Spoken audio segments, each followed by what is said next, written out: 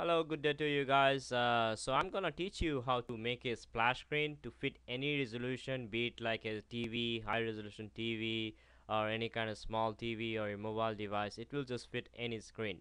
So for this, I'm teaching you how to make in C sharp. I have now that much of knowledge of JavaScript, so you have to just transfer it to JavaScript. And so let's begin. So I'm also using a $5 thing for fade in and fade out. It's a really nice add-on. It helps us to call coroutine and just it makes it easy to fade in and fade out for things. It's just $5. Better to have a cigarette. You just get it for $5. It's really cheap. So you can get that. It's called screen fader components. So I'm using that. So using Unity engine and after that using constraints, then we just call this screen fader that we're using that, and we're from here you get to all about it. And if you have any questions or anything, always feel free to ask in the comments. And and any questions you have before posting any questions, you can always refer to the Unity script manual documentation available online on unity3d.com. And the variables over here, the public variable, we're just including the default fader. And I should explain one thing for here. If for using uh, screen fader, you just have to go over here.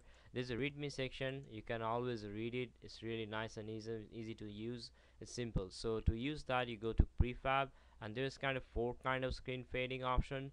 I just use the first one, so because I need the first one. What you do, you just click it and drag and drop to the hierarchy.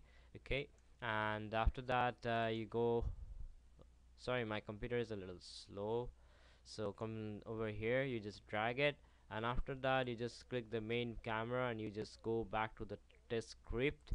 So if you go to the script that we wrote over here, we what we need, if you think about it, we have like a company logo or whatever logo you have and the logo for the game.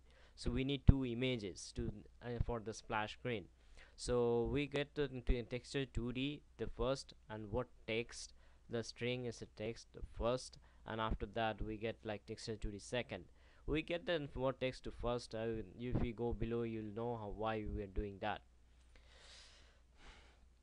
So we see like over here where it start, we started for initialization, we wait fade in and fade out for 5 seconds. Then we start the fader and start the fader coroutine, which is fader IE. What text to see first, we are using what textures to see first. So we are specifying over here what text equals to first. So we just over here mentioned, so we just calling that. And enumerator to fade out second image, I enumerator fade out, so we just wait for 5 seconds, and fader and fade in. Then after that we get like over here the second, and again wait. The pretty much self-explanatory, nothing new, nothing hard over here. And so after that we just close it, and I use comments always because it's easier for me to remember stuff and everything. We should always get the habit of commenting anywhere you feel like you need a comment or something. And there is a this is the most important part of this script. So as far as I think. So draw the splash images if what text equals to first, then GUI draw texture, new rectangle 0 and 0. What it does is just goes and clamps to the border of the screen that you're using, then with the first, and the same thing with the second. Then after that we just end the on GUI, and that's pretty much it. So let me know if you have any questions or anything. And before asking any questions, you can always go refer to the Unity script manual available online. Thank you for watching. Have a good day.